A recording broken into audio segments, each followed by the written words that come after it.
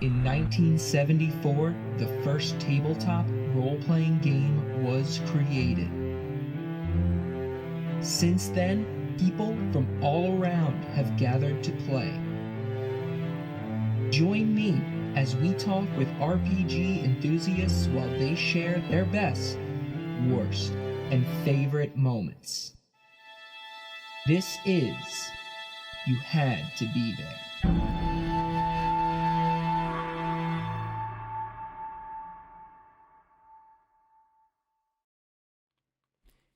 Hey everyone, welcome to You Had to Be There, a D&D storytelling podcast with me, Tom DeSillis. I have a very cool guest today. It's actually my first guest from across the pond. Is that what they say? I hope not. I think that's wrong. But this guy he's a voice actor, and he is part of the Heralds of Wayinar YouTube show. Give it up for Brad Marsh. I got Brad Marsh with me. What's going on, man? Hey, thank you so much for inviting me, Tom. I'm here to bring that British charm, that British charm accent to the show. Anyone's listening out there who likes it, my as biggest much as you question want. for that is, do people in Europe, when playing tabletop role-playing games, do they do terrible American accents the way we do terrible European accents? Absolutely. Yeah. Of course. Okay. Isn't that what role-playing games are about? Is doing horrific accents? Yeah, because I just, and there's nothing wrong. We try our best. It's fun. We hear all different accents in movies and TV and stuff. And I was thinking about it before this episode because I was like, man, I wish you could be at the table with someone with like a smooth British accent, just starts saying, oh, you want to go down to the McDonald's and ride some horses? I don't know. I don't even know how. Well, we can take it right into the middle of London if you want to. We can do the proper regal British, which is, sipping some tea, having a crumpet, that type of thing. Well, that's why. Or we can go up north and go Scottish if you really want to. Or we can go to Ireland, my friend. Let's go over that way. Up to you. I was amazing. I mean, proven voice actor. Got him on. I think I always tend to slip Scottish for some reason when I try different accents. I don't know why. But so funny story about that. Sure. When most people think dwarves, they automatically default Scotland, right? Yeah. But the history behind dwarves is actually a Suffolk accent. Okay. Which is, it's not the same. It's more kind of like farmer British rather than that kind of like brogue that you get from Scotland. Right. And it's a common misinterpretation. It's actually from Tolkien. Like he specifically describes that they have more of a Suffolk accent than like a typical Scottish. But the movie franchise has made everyone think that dwarves are from Scotland. So right. Well, it's a bit of trivia for you. Inherently, it kind of is silly almost that these accents, because like in reality, there should be completely different accents because Scotland doesn't exist in these worlds, depending on which games you're playing. But what I do find really interesting is how like in America, when you have you go to certain areas and I can barely understand what people are saying, sometimes with the thickest Southern accents or whatever. And what I always found interesting is how like in Europe, like there are sections of like Ireland or sections of England where the accent is so thick and not like ridiculous in the sense, but you're just like, I got nothing out of that one. Like, it's amazing. Yeah, like regional dialects, basically. Yes, yeah. That's awesome. But I do want to hear, so you've been voice acting, when did you start playing these games? Because now you do all this voice acting, you have your YouTube show, which we want to hear all about, but when did you start playing these games? Yeah, so TTRPGs in general stem back to not just like your typical dice rolling games. I've very much been a fan of when I was, early teens, I would sit on my lunch breaks at school and all we would do instead of going out and like playing tennis or playing soccer or football, as we would call it, we would sit around a desk and we would play card games or, role-playing strategy games, that kind of stuff. And it's just, I've always just enjoyed it as a pastime. And myself, as I've grown older and I've dived into adult money and adult things, it has allowed me to basically do this as a pastime with other like-minded individuals.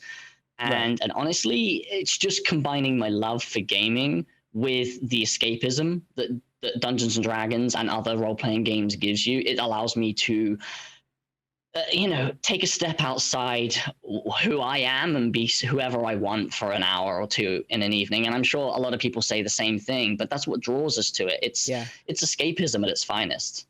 Oh yeah, 110%. Like I think that draw with like you and your group of friends, like what you did, your alternative, is very similar to a lot of folks, because I mean, sports are great, sports are fun, but for some people, conversations and improv and like just that type of dynamic is a different form of bonding for others. And there's nothing wrong if you like sports, but don't knock the people that decide like that's not for me. We want to connect in other ways. And yeah, I agree. Games are great. I love games. I don't like if I'm at like a party or something and there's no like games, like I don't care what it is. I'm like, I need a game. I can't just sit around and do nothing. Like we need to get something going here. So when did you eventually like transition into like, when was your first like legit tabletop RPG campaign? Were you a little older? Or? So I actually run a homebrew campaign. I've been running the same story for 4.5 years with 2 different tables. The first table made it about 1.5 years into the campaign before your typical scheduling conflicts and moving and growing up and having kids stop that. And the second group, who have been playing it for the remaining time, they're currently level 7 now. They started at level 2, and we do kind of like milestone leveling, and there is a lot of time between levels. I told them, like, I sat the players down, profiled them, gave them like their session 0, and I was just like, look, this campaign is going to take up 2.5 years of your time. Are you ready for that level of commitment, guys? Like, right. Are you ready for that? And they were all for it, and I've been playing with them ever since. And they're a joy. They are an absolute joy. And they are constantly derailing everything, which is their job. So that's what they do. Yeah, that's great. I mean, that's a feat within itself, just having a campaign run that long, straight through like that. So then, where are you? How long have you been doing the Heralds of Wayinar? So you're a player in that. Let's absolutely, yeah. So just to rewind slightly, I saw an advertisement on Reddit that was asking for players for a new cinematic D&D show, and just the word cinematic D&D, I was like, I had to do a double take. I was like, what? I'm going to click on this. This has clickbaited me. I'm going to click on this. Yeah. And after reading it through, it was from a very well-spoken individual known as Russell Eugene Welsh III. And at that point, I was sold. I was like, this guy has a killer name. That's his. And, you're like, that's his character name, right? That's not. Yeah. I was like, that has to be a stage name. That has to be a stage name. And he was looking for individuals, first and foremost, that just were players, that just had a true love for the game. But that could bring additional skills that would be needed in a production like this. So, yes, you can put on great voices and you can play D&D well, but like, what else can you bring to the table? And having a background in marketing, I used that as my way to get myself an interview, essentially. And this is no lie. We've spoken about this multiple times in other interviews, but over 400 people applied to be on this show. Wow. Of which I believe only 12 got selected, because the company that runs this, and I will say this is a company that runs this. We've never hid away from the fact, because I'm sure you've interviewed lots of people that are like, oh, we're a bunch of friends and we decided one day we would stream this. Yes. This is a business. This is owned by a company in America. They have shareholders, they have investors, and they want to turn this into a profitable enterprise. We've never hid that, and that is something that immediately makes us different. There's a certain level of animosity that comes from the wider community because of that, and because we're so transparent about that, which is a hurdle we've had to overcome. Right. But that's what drew me to it, because I was like, okay, these guys know what they're doing. There is a business plan here. There is going to be resources available, and this is going to have longevity. Like, this isn't going to, like, we're not just going to get together, then in 3 sessions, everyone's going to give up because we didn't become the next Critical Role in a week. Right. Do you know what I mean?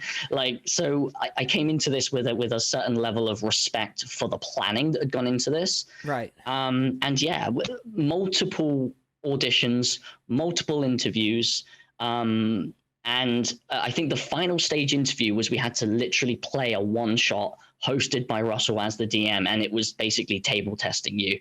And I remember playing for this this audition, I was playing a kobold rogue. Okay. And I had to do this really stupid accent and just be this crazy little kobold that was just running around and causing mayhem, basically. So like getting my inner Jar Jar Binks out there. And I got the call like within 2 days that like they wanted me. I obviously do not play that character in the show, but they still wanted me, and here I am now, 8 months later. So that's all right. So 8 months. So this show's been, and that's since the show started. It's been 8 months. Yeah, we launched our first episode 7.5 months ago, and we are approaching our 8th month kind of anniversary, I want to say. So are they weekly releases? Absolutely. Okay. So we produce weekly episodes that are around an hour to an hour and 15 minutes long. Rarely do they go more than that, and often they are shorter than that. And it is a tightly edited, like professionally produced show with visual effects, sound effects, orchestratic music, and a world-class story. Like, I would say the strongest thing about this show is the story is written by two people that have exceptional talent, and this story will make you feel things.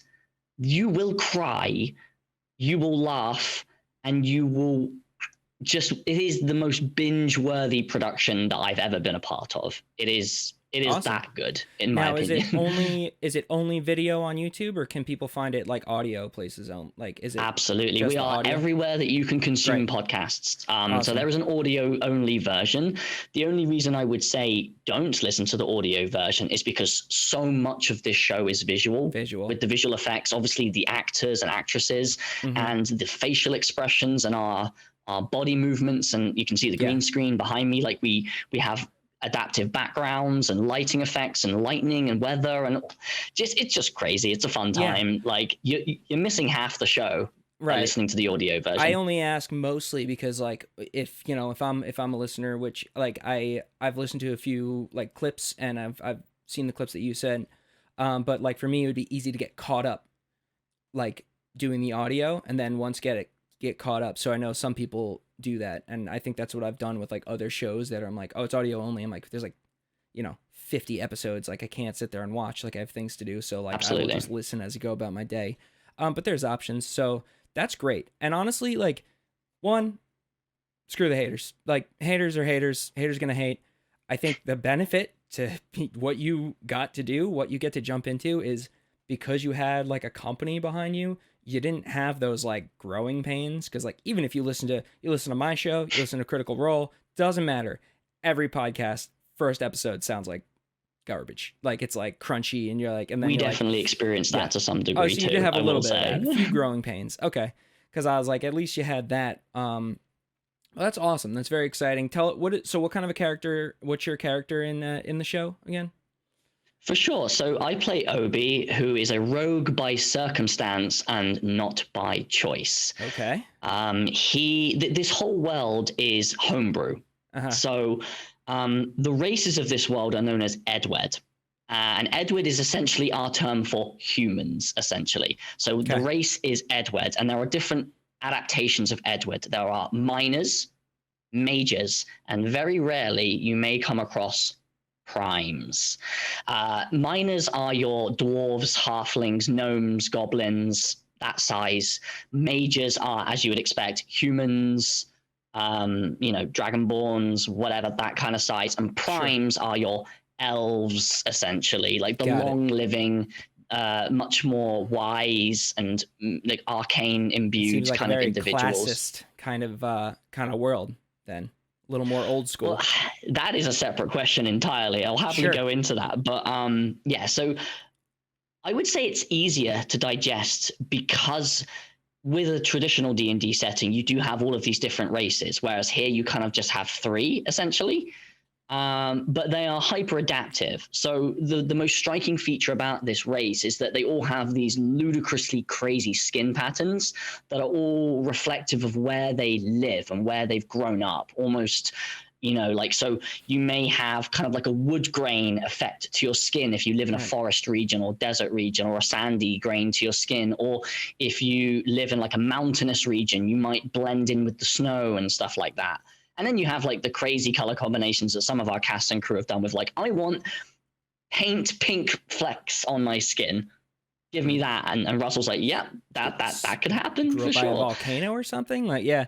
It's, you know, whatever works. Do you, just not to go too off topic, but do you tend to go towards rogues? Because that's your second rogue you've mentioned. Is that like one of your favorite classes?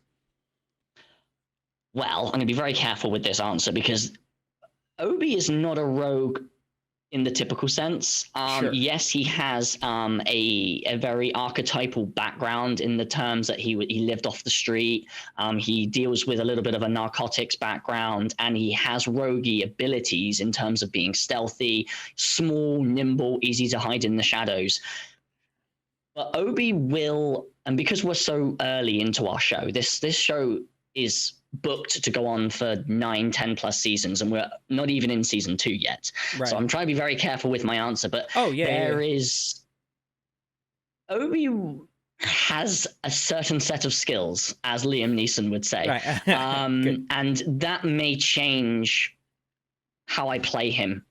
There may be multi-class coming, is all I'm going to say. Oh, that's cool. Yeah, no, I just meant, I guess, more you personally, through your years of playing, do you tend to go more like the rogue, or is it been more of a change of pace for you? Well, I like to say that Obi has a little bit of me in him. Don't all our characters have a little bit of yourself in them? And the cheeky, childish nature of Obi definitely is me.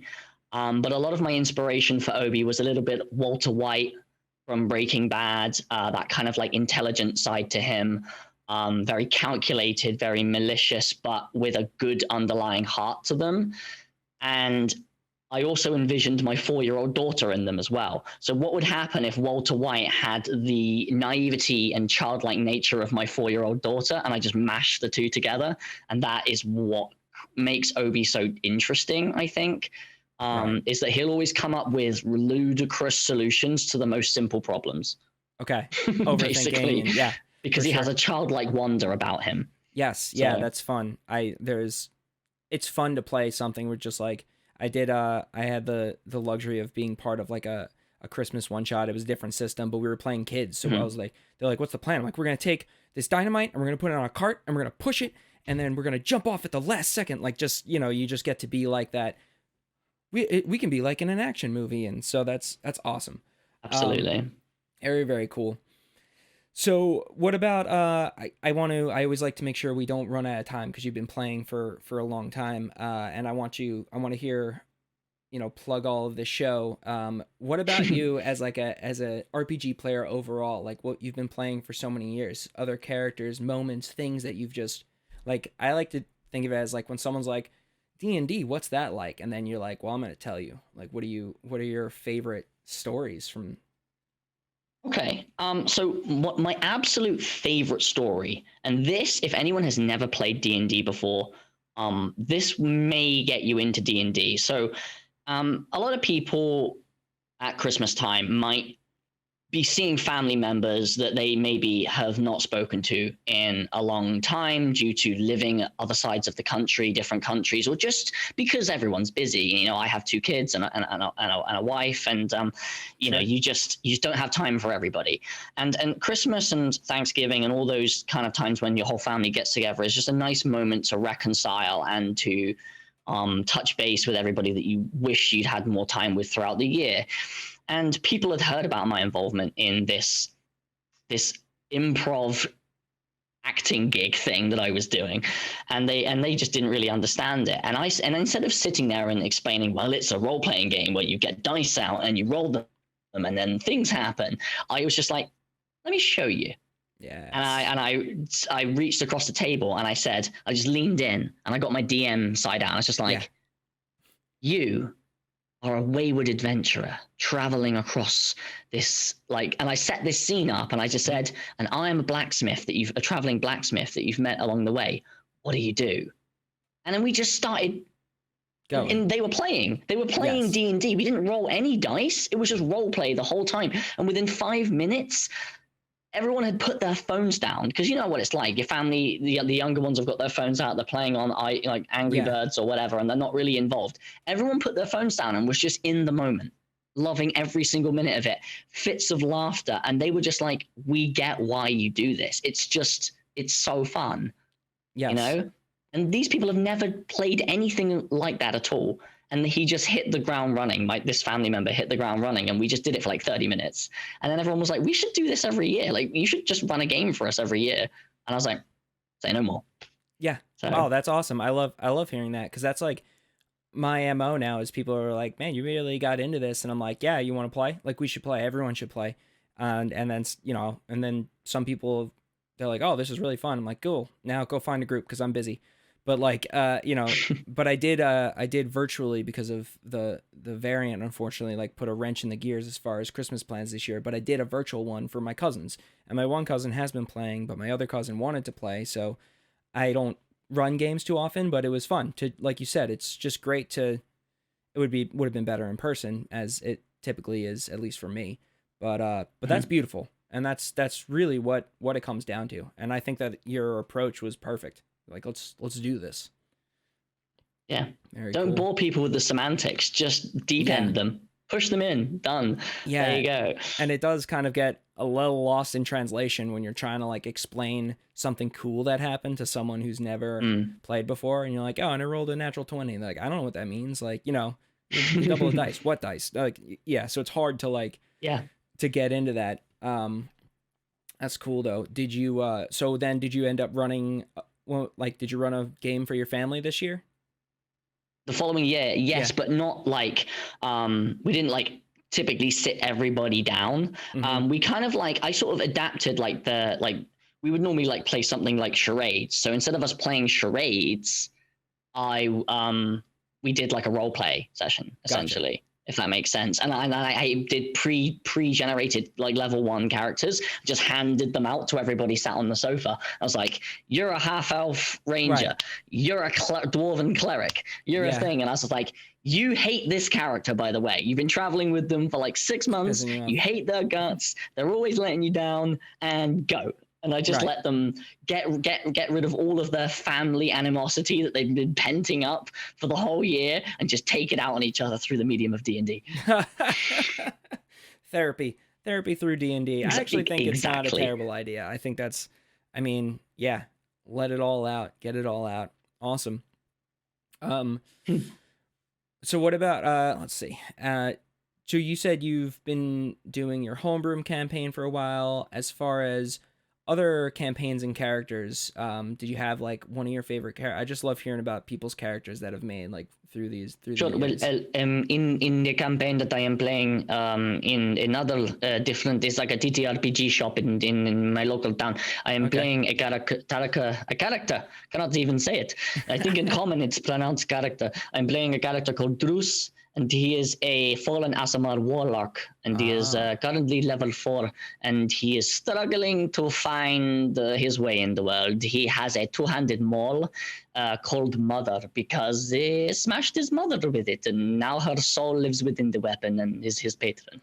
So it is a little bit of a complicated individual, but he's finding his way in the world as it is. So, oh my gosh! Wait, so he's a warlock with a 2-handed hammer? This is a very interesting thing, because this particular character is a tank warlock.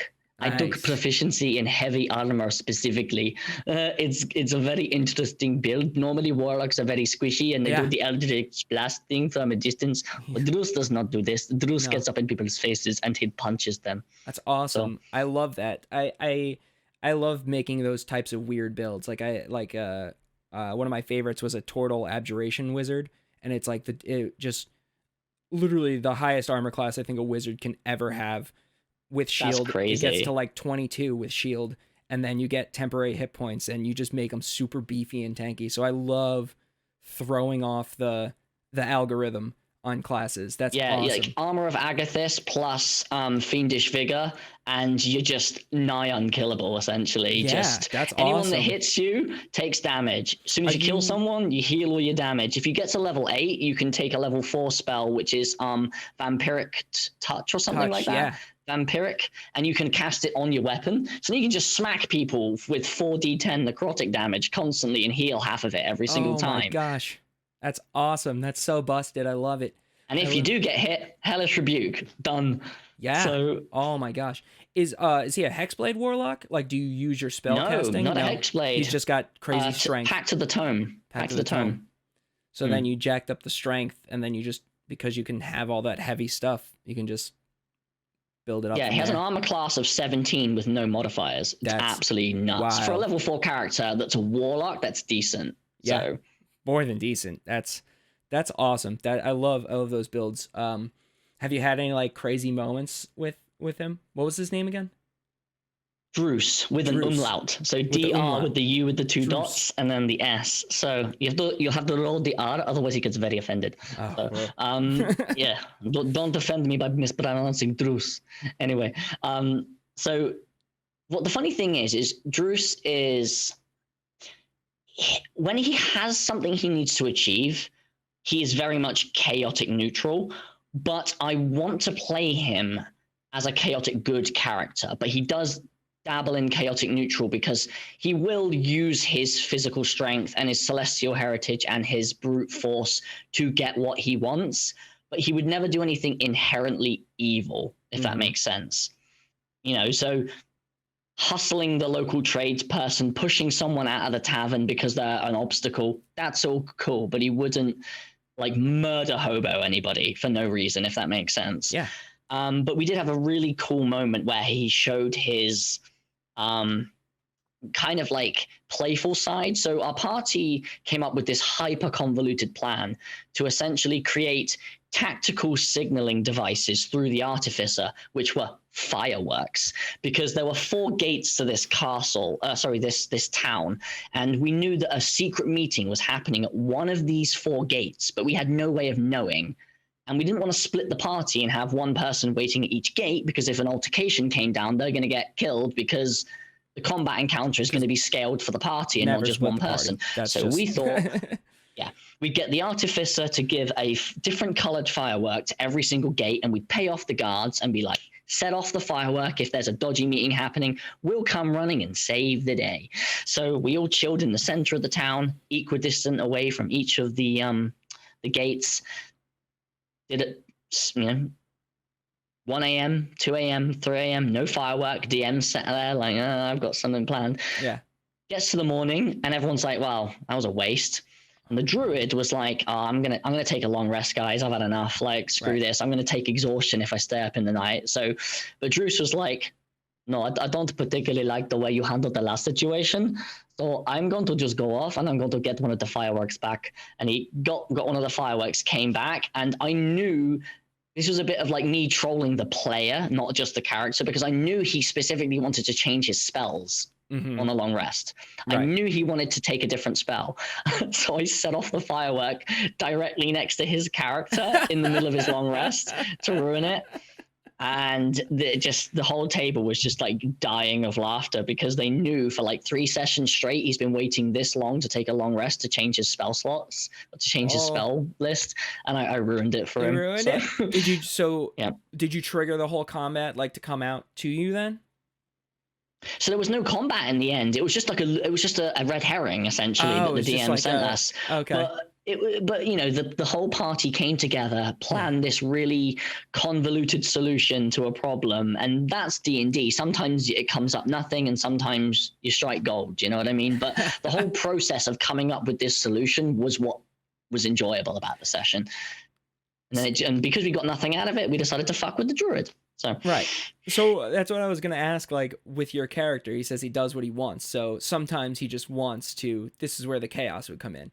He's just like, I don't like that. Yes, absolutely. Gotcha. Yeah. So Druze as a character, respects the party members through feats of excellence that they do throughout the campaign. And so far, only 2 of the party members have demonstrated any kind of like prowess or specific ability that he's been impressed by. He had an arm wrestle on a bridge with the barbarian and got his ass absolutely handed to him. And so he was like, all right, I respect this person now. Got it. The artificer was able to craft a very rare poison for Druze after scavenging some flowers in the wilds that he was unable to come by, and he didn't have the knowledge to convert the flowers into a poison, but the artificer did. So he respected his knowledge. And the other 2 players, he's not had like that kind of like one-on-one, you have proven your worth to me yet moment. So he fucks with them. Gotcha. Until they prove once he has that moment, then he may not mess with them. So very, very nice. All right, cool. Oh man. So then, how many times a week do you play? How often do you play? Because you play obviously in the YouTube show. So I run my game on a Thursday night. Okay. I play in a local like TTRPG gaming stores campaign on a Wednesday night, and I will be filming for Heralds or bonus content for the company, because we don't just do the show. We do like bonus content, bonus one shots, blah, blah, blah, blah, blah. Right. And I'll probably film at least once a week for the show. And obviously they are in PDT time zone and I am not. So my recording time is always like midnight, my time, essentially. So yeah, that's even later than our That's one of the problems. It's one of the obstacles I have to overcome, being the only European member of the production. So. Wow. So sometimes I'm always like, man, I do too many things. I'm crazy. But then you say things like that and you have a wife and 2 kids. And I'm like, wow, it's amazing what humans can fit into a crazy schedule. Let's just say I have a very understanding significant other that values her time away from me as well. Important. So no, super important. And like keeps the relationship healthy. Yeah. My wife, she doesn't play like tabletop games, but she plays like her own video games. And there's so many times where I'll come in, she's like, can you just leave? I want to play this game. I'm like, all right, fine. That's fine. You know, I feel you. Yeah, I feel you. Makes sense. Nice. What about different systems? Do you play other systems, or do you mostly do, is it 5th edition? Yeah, I'm very much like a 5th edition, like maximalist, I'd like to say. I have played 4th edition and Pathfinder, I believe, but I would say my knowledge of those is greatly diminished compared to 5e. I've played a lot more 5e. I think like when it comes to like the D20s one, it's hard to like jump around, because like I know people who play Pathfinder and it's even hard to converse with them sometimes, because they're like, yeah, you know, it wasn't that great. I had like a plus 15 to hit. I'm like, what? And they're just like, oh, that's not great in Pathfinder. Like, just because the buffs work different, there's no advantage or disadvantage. But like the ones that are fun, and I think like you might really enjoy, because they're very, very based around like acting, is like Call of Cthulhu and Chronicles of Darkness. Like all of these ones that are like D10 systems where, you know, the combat is minimum and the mystery and the story is like where it thrives. So I think you should check out some of those. I know you play enough games, so it makes sense. But if like, you know, ever, I was hesitant to try other systems, but that, yeah, I think and they're easy too. It's like, that's what I like. I would say I have no hesitation to try other games and or systems at all, because like I say, for me, the drive is the social part and just having a good time. The rules and like anything like that is a very much a non-factor for me. One of my players in my campaign on a Thursday night, the one that I DM, literally said to me, oh, Brad, we have just taken over this fort, but 5.3 has a way better like fort construction economy system. Can we just like use that for the fort section of this campaign? I was like, yeah, for sure. We'll just make a hybrid of 3.5 and 5e just for the purpose of you building a ridiculous fort that you now want to defend, just because you've accumulated some land by force. Congratulations. Yeah, no, it makes sense. Like when because people find stuff. There's actually a lot of campaigns, like I think the Dungeon Classics or something like that, where they took like 2nd edition stuff and they ported it over, because like, yeah, the stories are still good. It's all still there. You just need to change the numbers a bit, I'm sure. I was in the 5th edition thing. I like it. I like how loose it is as far as like very open to creative ideas and stuff, and I don't really have other editions of D&D to compare it to, but from what I hear, that's kind of the MO of the big transition. I would love to hear one more story, either about a campaign you were running, a character, and then I want to give you a little extra time to talk about a little bit more about the Heralds of Wayinar and what you guys are all doing. Well, I'll combine both because this is public knowledge, but I will tell you about my favorite moment of season 1 from Obi. And if anyone from the cast and crew is listening to this, they're gonna be like, all right, here we go again. It's this story. But I'm sorry, but this is, I have to say, like, I even in the broadcast that you can watch on YouTube, I react the same way. I literally say, I am retired from this campaign because I am never going to beat that.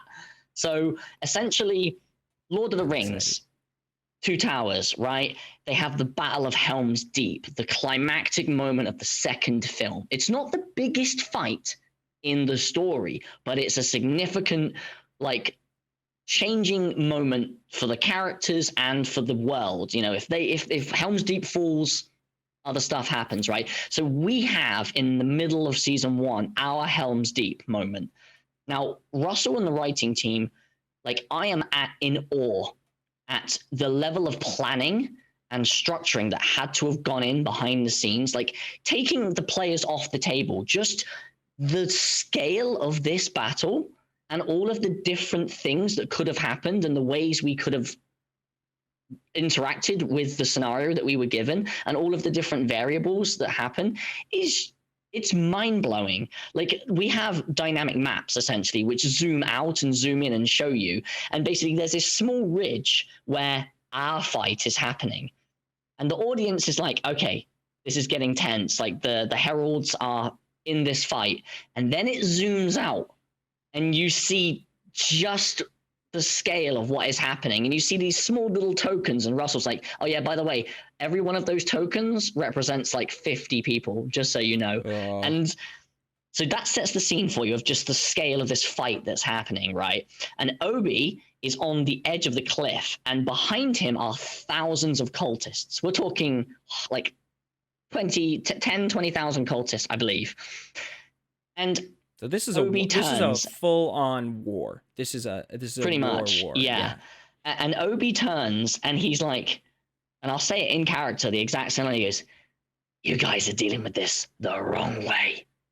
And then he turns around and pulls out a crowbar from his back, jams it into the side of the cliff, and then leverages a boulder down the cliffside in an attempt to basically massacre, the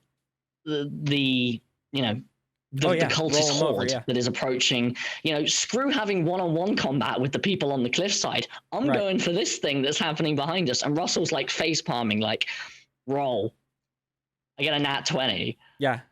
And then he narrates, and it's just this beautiful narration where he's like saying the sounds and what's happening to the scene, and just like the whole side of this cliff collapsing onto this like horde of cultists.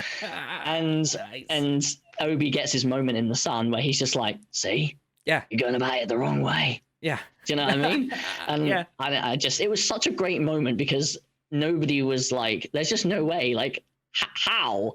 Like, what made you think of that? And I'm just like, Obi, what Obi would have done.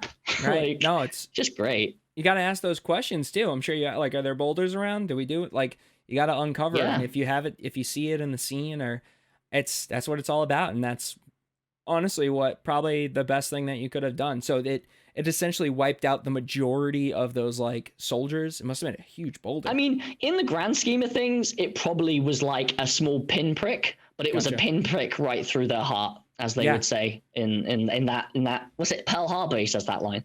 Maybe. I'm very familiar with Helm's Deep. Not familiar too much with Pearl Harbor, unfortunately. I'm sure it's a great movie. That's awesome. So let's. I want to give you a little extra time because you have a plethora of things. So if there's anything we have not touched about the Heralds of Wayinar or what you do as an artist, I would implore you to take the floor now. Sure. Well, like I say, I can summarize it pretty quickly. Like, I'm the sort of person that just wants to be involved in this community.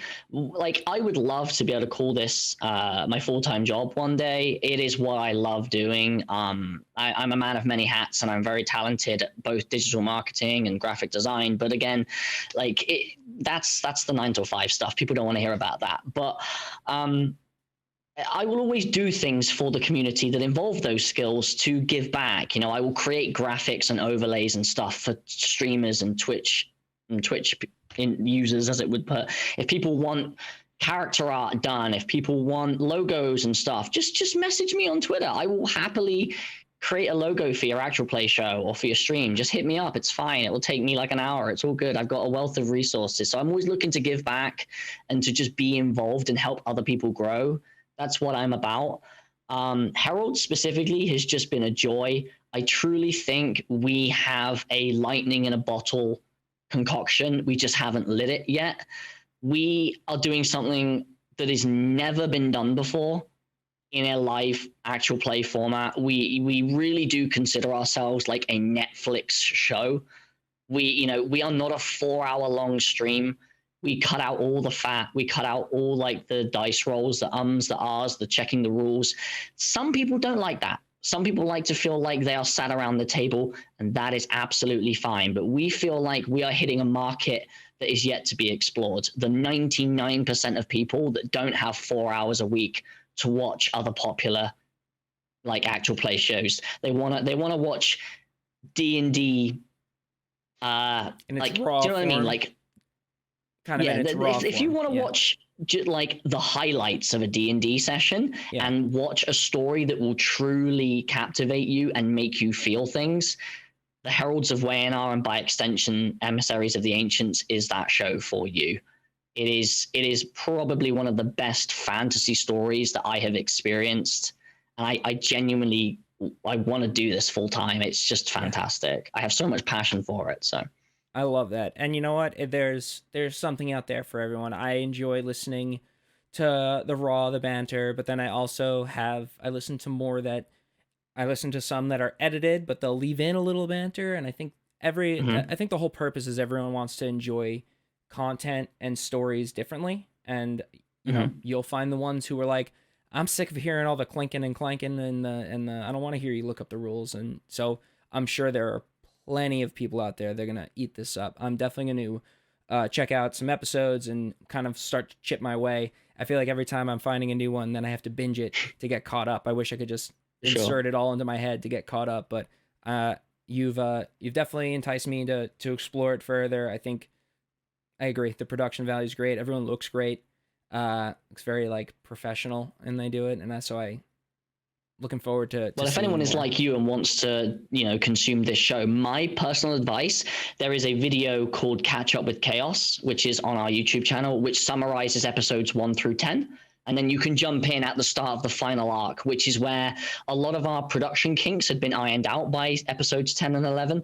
Audio quality is improved significantly. There's no more glitchy green screens and stuff like that. So within 8 minutes, you can watch episodes 1 to 10. Obviously, you'll miss a lot of the subcontext, but you get enough to know where the party is, why they're there, and what the stakes are at, essentially. And then you jump in at the start of the final arc, which in my opinion is some of the best televised D&D on the planet. That last arc of season 1 is phenomenal, not in just terms of like acting, but the story and the sound design is just it's chef's kiss, man. It's just like, I think I've chef's kiss like 3 times today, so that's, I don't know. There's been a lot of those moments today, but I think that's actually perfect. I'm going to do that. I'm going to watch that video. So for sure, perfect. Man. Awesome.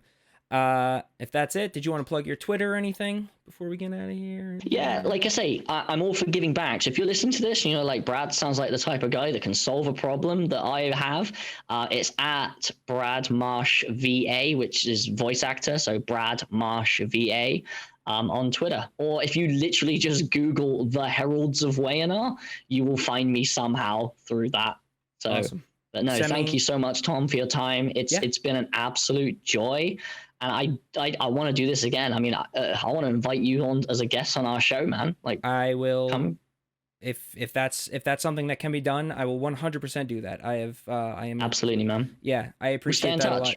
Yeah, absolutely, and we'll have you on again at some point. And if any of I like to, if people play in the same campaign, I like to space them out a little bit. But if any of your other players or the DM, if they want to Sure. reach out to me, we'll wait a few months and we'll cycle through the roster. Send me all those links. I'm gonna do my sign offs and we'll get you out of here. Okay. Perfect, man. Thanks everyone for listening. I once again, this is You Had to Be There, a D&D storytelling podcast. I am Tom DeSillis. Please follow me on Instagram at Tom DeSillis Comedy or on Twitter at T DeSillis Comedy. That's where I tend to tweet out about the shows. It's where I find guests like Brad. And you can find the podcast pretty much wherever you get your podcasts when it comes to the audio. You can also find us on YouTube, on my YouTube channel, and live here on Twitch. Yeah, that should pretty much do it. Oh, if you want to be a guest on the show, you'd think after doing this for this long that I'd remember. It's been almost a year now. Yeah, if you want to be a guest, you can hit me up on Twitter, or the other way is email me at youhadtobethere@dndpodcast@gmail.com. That'll do it for today. Thanks again for listening. This has been You Had to Be There with Brad Marsh. Bye, everyone. Bye.